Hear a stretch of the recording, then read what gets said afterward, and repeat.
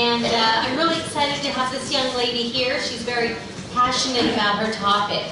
So let me just give you a couple of words about our speaker. This is Susan Light King. She is the Manager of Community Relations for Clean and Sober Recovery Services and Clean and Sober Transitional Living, which are treatment centers and a recovery center, recovery community of 14 homes in the Orangevale area. She has a huge resume here. I can't read it all, but I think she'll have some fascinating things to talk about. So please welcome Susan King.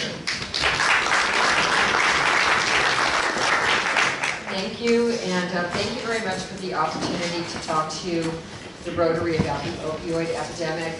That's an important, it's an important development in the public health of America, and it has an impact on each and every one of us. So I pulled together a rather formal presentation. For those of you who are note takers, you'll find a copy of the PowerPoint slides on each table, and feel free to scribble on it and take it home. Next slide. I work for two local businesses. One is Clean and Sober Recovery Services, which is a residential treatment center located on Chestnut Street in Orangevale. It's been here since 2008. It provides residential treatment for people who are struggling with drug or alcohol abuse. I also work for Clean and Sober Transitional Living. Many of you know Don Troutman. That is Don's organization. He started it in 1989. It's a community of 14 recovery homes with 120 residents. The people who choose to live at Clean and Sober Transitional Living have often come from a treatment center, or perhaps they've just been struggling on their own, trying to navigate through life without drugs or alcohol. And Don's community provides great guidance and wisdom, mentorship, community support for lives of sobriety. Since 1989, 6,500 people have moved through his community. The majority of them have maintained their sobriety and are contributing members of our community. So those are the people who make it possible for me to be here tonight speaking with you. I'm also going to do a little pitch for a local company called Gatekeeper Innovation. They produce a product called the Safer Lock, and it is an abuse deterrent medication container. Jeannie's going to be passing one around for you guys to just play with, and then we'll be raffling off one at the end. But I do some blogging for them, and I do some research for them, and some community outreach for them as well. Next slide. So here's what we're going to try to cover in 20 minutes. Opioid basics, the epidemic, what is it, what are the causes, what are the costs, who's vulnerable to addiction, how do you know if there's a problem in your home or with someone you love, what are we doing as a nation to turn the tide, how you can protect your family from opioid misuse, and then the back of the presentation has resources. Everything I talk about is evidence-based, so that means it's the statistics come from the National Institute on Drug Abuse or the SAMHSA, which is a federal organization revolving around addiction and mental health issues. Next slide. So let's start by talking about the description of an opioid, because we hear about the opioid epidemic, but many of us don't even really know, well, what is an opioid anyway? So the definition from the National Institute on Drug Abuse is opioids are a class of drugs that include the illegal drug heroin, synthetic opioids such as fentanyl, and pain relievers that are legally available by prescription, such as oxycodone or hydrocodone, which you would know better as Oxycontin or Vicodin. And opioids, whether they're prescription or illicit meaning illegally obtained on the street or legally misused, like you took your brother's pain pills, they can be deadly on their own, or they can be deadly in conjunction with other medications, including alcohol or benzodiazepines. Next slide. So the most common drugs that are involved in prescription opioid overdose deaths include Oxycontin, Vicodin, and methadone. And then the non-prescription opioids that are killing people would include heroin and then synthetics like fentanyl that is produced illicitly in a lab. So fentanyl is a major painkiller, and if you have surgery, you may end up, or if you have pain from cancer, you may end up with a fentanyl patch, and that is a prescription product.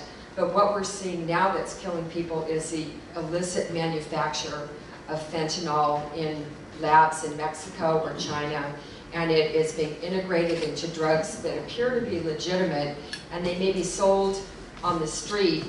Fentanyl is being mixed in with heroin, it's being mixed in with cocaine. It's highly deadly. Even a small speck can kill someone, and it's impossible to detect. So what's behind this epidemic? How did it begin? How did we get here? Let's go to the next slide. Essentially, this epidemic is produced by the pharmaceutical industry in conjunction with doctors who are prescribing medication inappropriately, and then distribution companies that were looking the other way when massive quantities of these pills were being manufactured and distributed across the United States. Opioids are appropriate for some kinds of pain. They are inappropriate for acute short-term pain. So if you have rheumatoid arthritis, for example, or sickle cell anemia, opioid medication may be appropriate to help you manage your pain. If you have end-stage cancer, what's the risk of addiction there? But if you have a hysterectomy, or you have bunion surgery, or you have knee replacement surgery, or your child gets their wisdom teeth removed, opioids are ineffective. They are inappropriate, and they have been overprescribed to the tune of a 400% increase in opioid prescribing since 1999. So that changed the culture of our drug-taking behavior in America. Instead of just kind of backing up, I got my wisdom teeth out, where's the Tylenol? My dentist gave me OxyContin. I have two friends who just had major surgeries. One had a knee replaced, one had major foot surgery. They both received a month's worth of, I believe it was Vicodin. Both of them tried to stop. These are women who are in their